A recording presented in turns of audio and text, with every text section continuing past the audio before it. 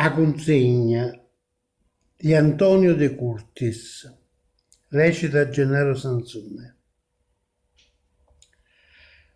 A sera, quando il sole se ne trasa e dà a consegna a luna palottata, lo ricerinda orecchia, io a casa, ti raccomando a tutti innamorati.